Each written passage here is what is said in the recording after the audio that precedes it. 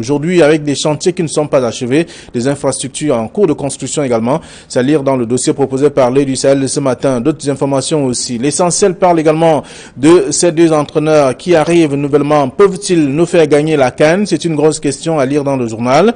Donc la réponse est contenue dans ce numéro. Le journal parle également de prédictions. Macron invite Biya en France en novembre. Est-ce que c'est pour notamment confirmer sa réélection à la tête de la magistrature suprême? C'est une grosse question, mais l'analyse est contenue dans le journal Essentiel de ce matin et d'autres informations aussi. On va poursuivre avec Mutation qui est dans les kiosques parlant du poids électoral. Les scénarios pour gagner la présidentielle sont contenus dans le journal et on peut lire également avec notamment les acteurs qui s'impliquent davantage dans ce processus. Également, intégration qui parle donc de la crise anglophone, la CEAC contre un déploiement des casques bleus au Cameroun, c'est à lire dans le journal ce matin. À lire également d'autres informations parlant notamment de Jean-Blaise Gouette qui l'envole ou le rêve de voler haut, c'est également à lire dans ce numéro. Ce sont ces paroles relayées ici par le journal Intégration qui est dans les kiosques. On va terminer avec Alara qui parle donc de l'immeuble de la mort. La NIF bloque un paiement de 250 millions de francs CFA accordé par le ministère des Finances à un avocat. C'est là le dossier. Le dossier parle également de détournement des fonds publics. Un ancien greffier en chef écope donc de 10 ans de prison. Voilà autant d'informations à lire dans la presse ce premier jour de la semaine. Thierry Ngapé, bonjour. Bonjour Flavien Ndongo, bonjour également aux téléspectateurs de la revue des Grandes Dunes. C'est un plaisir d'être là ce matin. Merci d'être avec nous. En face de vous, il y a Bernard Batana, bonjour. Bonjour Flavien, bonjour Thierry. Good morning. It's a great pleasure to be there. Moi, j'entre aujourd'hui par deux sujets majeurs qui méritent d'être signalés. Le premier, c'est celui de l'hôpital à Kintini. Parce que à la suite de l'hôpital centrale de Yaoundé, il y a une information qui a circulé dans les réseaux sociaux faisant état de ce qu'à l'hôpital à Kintini, il y a une prison où sont gardés les jeunes mamans et les bébés qui n'ont pas payé les soins. Alors, nous ne pouvions pas venir sur ce plateau sans passer par l'hôpital à Kintini, où nous n'avons trouvé ni prison, ni jeunes mamans gardées. On a même fait état de la femme d'un aveugle qui était séquestré quelque part. Mais on a plutôt vu un hôpital qui est en pleine mutation, avec un accueil automatisé, avec des guichets de banque, avec un service BIP qu'on a aménagé.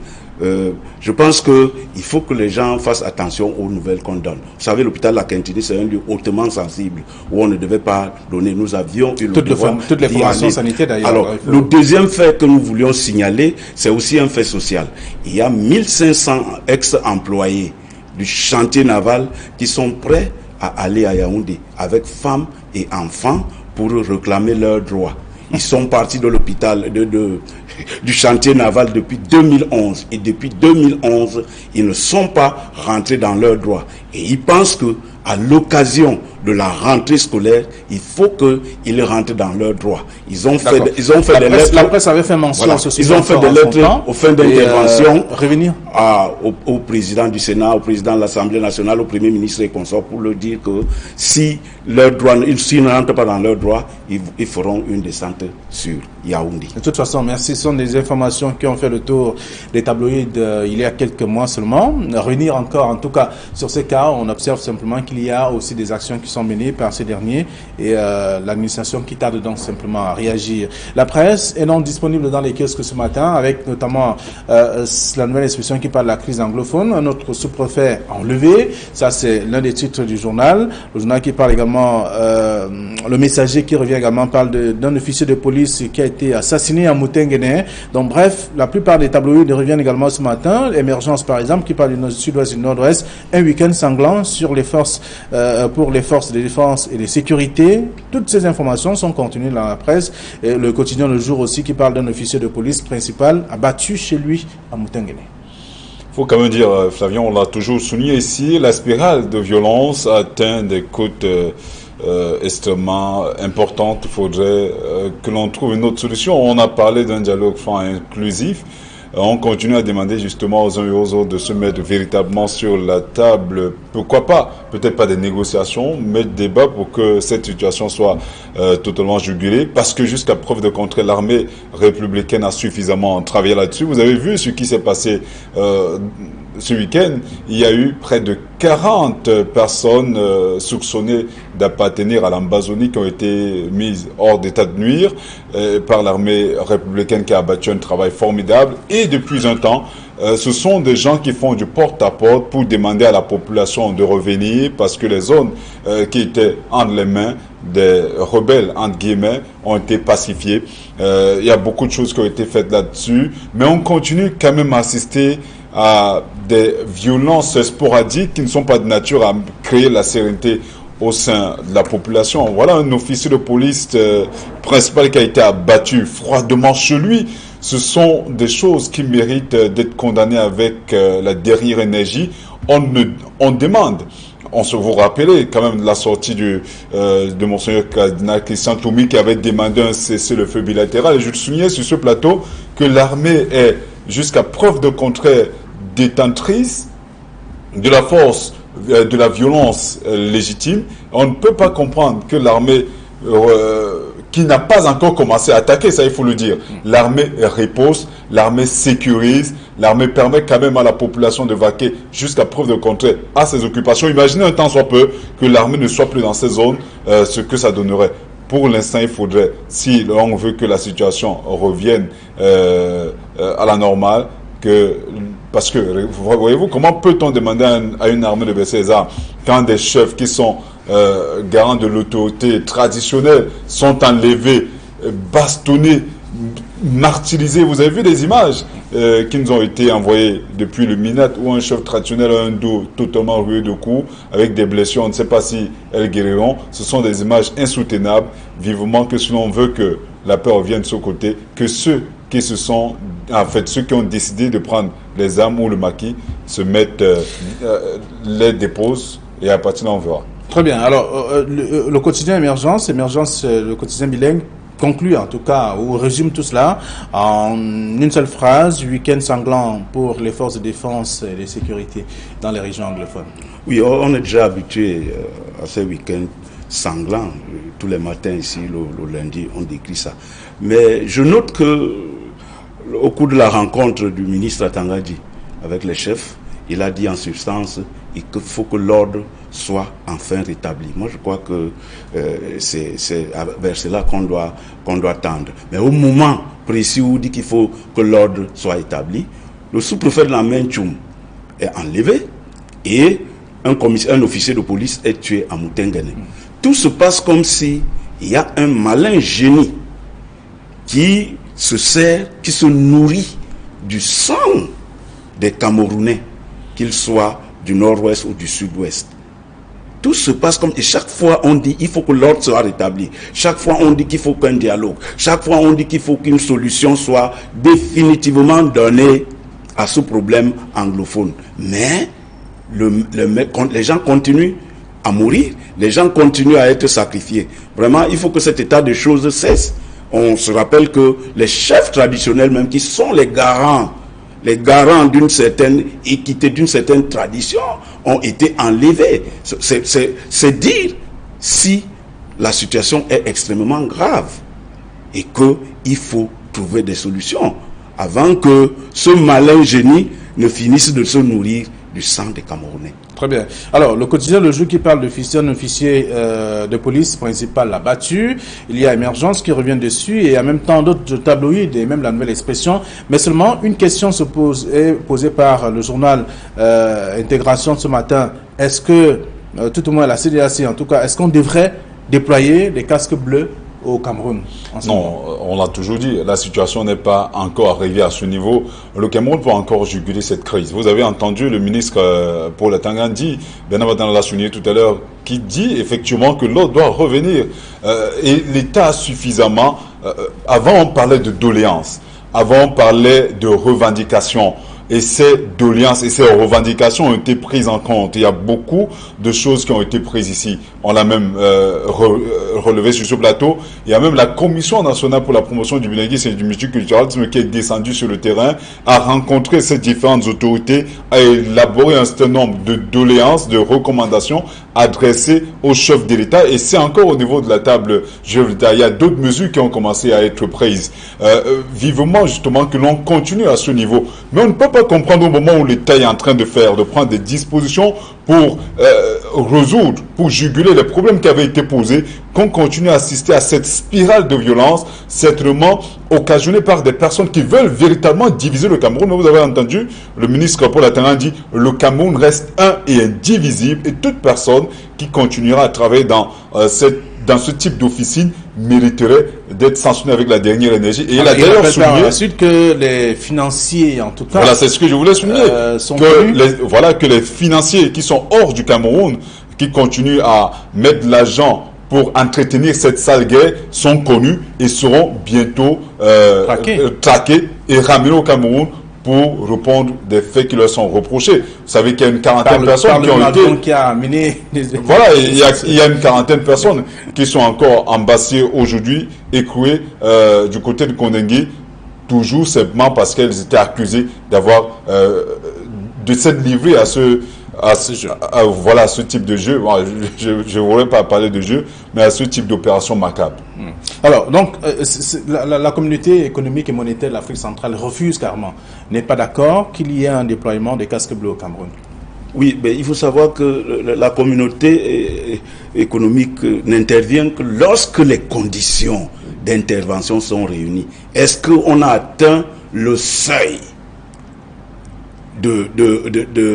qui permet à la communauté internationale d'intervenir? On ne peut pas le dire tout de suite. Quelles sont les conditions pour que la communauté internationale... Est-ce qu'on remplit ces conditions? Mais en tout état de cause, on revient sur le discours du ministre Atangandi qui disait qu'il faut que tous ceux qui sont en brousse rejoignent les villages. Sinon, ils iront en prison. Bon, je crois que c'est un ultimatum qui a sa raison d'être ici.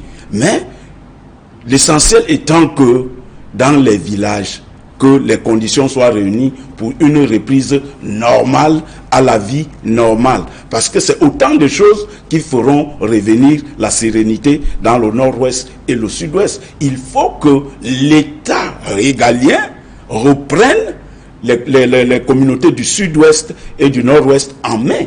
Parce que, à l'évidence, lorsqu'on enlève un sous-préfet et qu'on tue un officier de police, que voulez-vous que les populations fassent? Qu'ils aillent? Donc, parce qu'il n'y a pas de conditions de sérénité. Il faut que l'État régalien reprenne les choses. Donc, cette communauté économique des États de l'Afrique centrale qui estime que ce n'est pas encore le pic, donc on ne devrait pas encore déployer les casques bleus dans les régions anglophones, beaucoup plus au Cameroun, précisément. Oui, mais parce que justement, la communauté économique de l'Afrique, des États de l'Afrique centrale. En fait, des États de l'Afrique centrale, a compris effectivement que pour l'instant, je l'ai souligné, l'armée républicaine n'a pas encore commencé à réagir. Il y a, selon les déclarations, selon les statistiques jusqu'ici, plus de 1500 jeunes filles et femmes qui ont été violées par ces gens-là qui ont pris le maquis, ça il faut le dire. Ce n'est pas pardonnable, Flavien Ndongo. On ne peut pas pardonner à ce type de personnes qui se permettent de commettre de pareilles exactions. Le jour où l'armée camerounaise décidera de prendre le taureau par les cornes, je crois que la force reviendra à la loi. Vous vous rappelez quand le chef d'État l'avait souligné au lendemain des villes mortes de 2008, la force est revenue à la loi. Maintenant que le ministre Atangandi l'a dit, après avoir vu ses chefs traditionnels martyrisés, fouettés, à la limite même traumatisés, je crois quand même que pour l'instant on a atteint un seuil assez critique. Il faudrait qu'un point soit véritablement tapé sur la table parce que les revendications sécessionnistes ont été jusqu'ici, je crois, analysées avec beaucoup de minutie et les réponses apportées. Oui, Bernard, nous sortons du sujet. Oui, nous sortons et je vais reprendre là où Thierry a chuté. Il faut une campagne de resocialisation de tous ceux qui se sont désocialisés par le fait même de cette crise anglophone. Parce que, et comme il le dit, lorsque des jeunes filles sont violées, elles sont traumatisées, il faut donc qu'elles rentrent à la vie normale. Lorsque les gens tout ce monde doivent rentrer dans la danse pour remettre la sérénité, la vie normale dans les régions du nord-ouest et du sud-ouest. C'est de cela qu'il est question. Il faut que toute cette arsenal soit mis en branle pour que le nord-ouest et le sud-ouest reprennent la vie normale. Très bien. Alors, autre sujet, et donc je rappelle déjà que ce sont des sujets que vous pouvez lire dans la presse après avoir fait un tour dans les kiosques. On va parler de la présidentielle 2018 avec le Social Democratic Front et le MRC qui sont aujourd'hui à couteau tiré. D'ailleurs, les militants de ces deux formations donc se font la guerre à travers les réseaux sociaux, des messages à gauche et à droite. Donc on n'arrive pas à comprendre. C'est à la suite de la déclaration de Joshua aussi au sujet de Maurice Kamto. En fait, une certaine déclaration. On ne peut pas dire de manière péremptoire que c'est la déclaration est du candidat Joshua Oshi, parce que jusqu'à preuve de contraire, le camp du SDF continue à démontrer, en fait, à souligner qu'il s'agit d'un élément qui a été monté et que la voix de Joshua aussi a été truquée. On n'avions pas d'éléments pour le dire ici avec les attitudes. Communication du chef de cabinet. Justement, c'est le maire Jean-Robert Wafo qui le souligne. Maintenant, c'est simplement déplorable de voir une opposition une fois de plus émiettée, de voir une opposition une fois de plus balkanisée sur des éléments assez, pour moi, spécieux, qui ne mériterait même pas que l'on s'y attarde. On aurait pu trouver notre solution pour régler ce problème. D'ailleurs, ces leaders l'ont compris. C'est la raison pour laquelle il y a une rencontre jusqu'ici assez secrète qui s'est tenue entre Maurice Kamto, Joshua Oshi, Cabral Libi et Maître Akeremouna. On espère justement qu'au sortir de cette union, qu'il y aurait une véritable coalition capable de faire le poids au président Biya, parce que le RDP, c'est une machine électorale. Quand le SDF se réunit à Douala pour la session du littoral qui ne mobilise que 10 millions, le RDPC dans le littoral en mobilise 126 et imaginez, ça se poursuit dans d'autres zones. Donc il faudrait une véritable alternative sérieuse au programme politique du candidat du RDPC pour amener les électeurs à croire ou à commencer à espérer justement qu'un changement est possible. Mais je crois quand même que rien n'est impossible.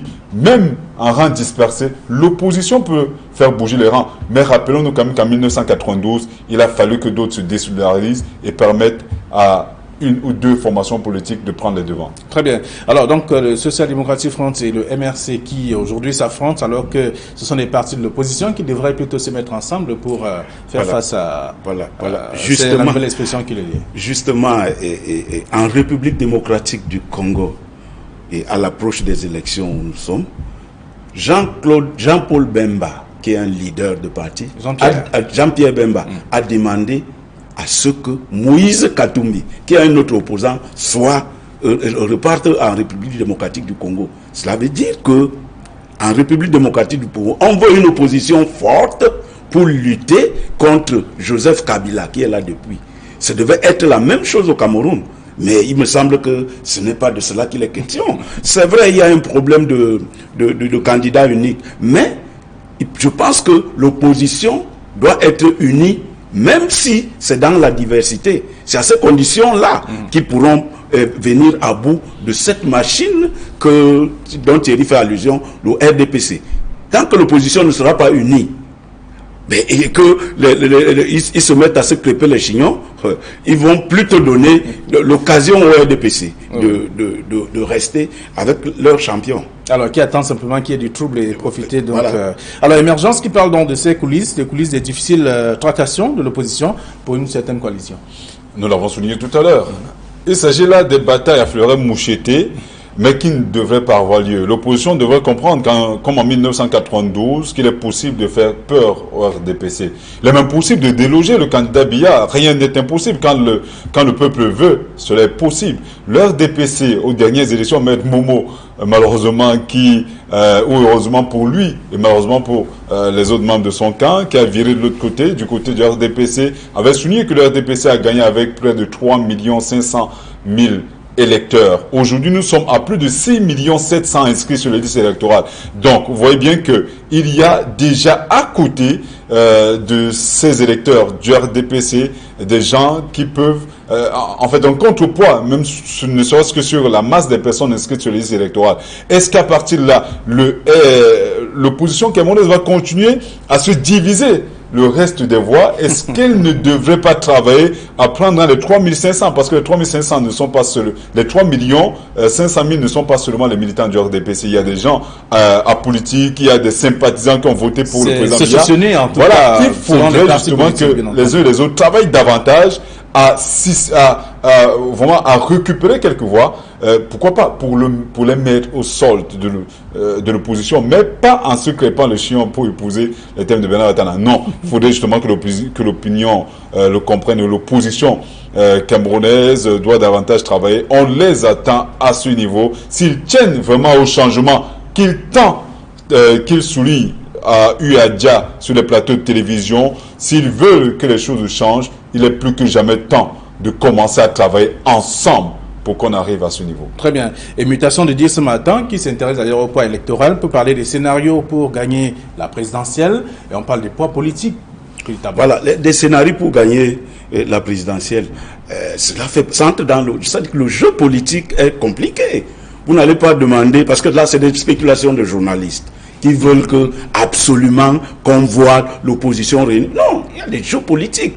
Vous n'allez pas demander à l'opposition de dévoiler toutes ses stratégies aujourd'hui. Non, mais c'est pas la presse qui veut absolument que l'opposition se mette ensemble. L'essentiel, les partis politiques eux-mêmes veulent simplement... L'essentiel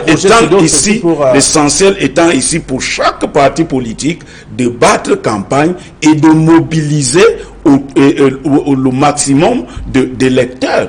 Il y a demandé quelle opposition voilà justement quelle opposition pour que cette mobilisation individuellement collective fasse poids au RDPC. C'est de cela qu'il est question. Okay. Il ne s'agit pas ici de dévoiler les stratégies de l'opposition pour qu'en face on conçoit la contre-stratégie. Parce que c'est de cela qu'il est question. C'est des jeux politiques. C'est à lire dans la presse, en tout cas ce matin. On va dire un mot avant de sortir. Il nous reste quelques secondes seulement. On parle des Lions indomptables avec le tacle de Bidon Pat, qui aujourd'hui, pendant que la FECAFOOT attendait, s'apprêtait donc encore à auditionner ceux qui vont désormais gérer l'équipe nationale. Lui, il avait décidé, en tout cas il a désigné ces derniers qui sont déjà connus. Le messager de ce matin qui parle donc des Lions indomptables avec la présidence qui impose Sidorf et Clever qui vont désormais gérer l'équipe nationale. En fait, ça fait le tour de la presse ce matin. Bien, le tabloïd s'intéresse justement à cette nomination de ces entraîneurs qui vont gérer notre équipe. Mais une question de l'œil du Sahel, attention au syndrome de 1972. Oui, parlant des infrastructures, il est clair que quand les stades évoluent sur le terrain, les infrastructures routières, hospitalières et le reste ne suivent pas, et vivement que ce soit. Regardez à quoi ressemble la ville de Douala. On est même fatigué d'en parler. Il devient pratiquement impossible de circuler dans la ville de Douala à cause justement de l'état assez avancé, l'état de délabrement assez avancé de nos infrastructures routières, vivement que l'on s'y penche davantage. Mais le syndrome, on peut avoir organisé une CAN, une fois de plus, voilà également un autre aspect, on peut avoir organisé une CAN et la paix. Mais on espère justement qu'avec ces entraîneurs de haut volt, Patrick Kluivert et Clarence Zidorf, qui ont suffisamment eu à apporter du leur dans l'encadrement technique et managérial du Paris Saint-Germain, du Milan AC, de l'équipe nationale d'Hollande, et qui a même été demi-finaliste de la Coupe du Monde. Il y a un volet qu'il ne faut pas négliger. Oui. C'est une nouvelle... Enfin, je voulais dire, il faut cultiver cette cohabitation, parce que les deux n'ont presque jamais travaillé ensemble. Oui, je disais tout à l'heure dans les coulisses qu'on attendait le sorcier blanc, mais on a trouvé deux sorciers noirs. Nous pensons que cette fois-ci, la cohabitation, c'est l'aspect technique, parce que c'est quand même des entraîneurs confirmés. Ils étaient même de bons footballeurs, des footballeurs confirmés, professionnels confirmés, qui ont des états de service éloquents, qui ont des états de service appréciables. Bon, ces deux sorciers noirs, je pense que quand ils arrivent au Cameroun, ils trouvent une équipe qui n'est pas au top de sa forme. On peut peut-être déplorer le fait qu'ils soient arrivés un peu pas très tôt, un peu sur le tard. Mais nous pensons qu'ils pourront, leur know-how qui est avéré, pourra peut-être nous aider à avoir finalement notre coupe qu'on a tant attendu en 1972. C'est ce qu'on appelle le syndrome de 1972. Mais il faut dire, par rapport au syndrome de 1972, que nous accueillons 24 pays D'accord. Alors, peuvent-ils nous faire gagner la CAN? Ça, c'est la question de l'essentiel, le journal ce matin. De laisser le soin au lecteur d'aller découvrir. C'est notre souhait le plus ardent. Voilà, c'est une question. Merci à vous, chers messieurs. Bon retour à vos différentes ils ont l'expérience. Ils ont l'expérience. Ils ont joué ensemble. D'accord. Allez, bonne journée à vous. La suite, c'est dans les kiosques ce matin. Bonne journée.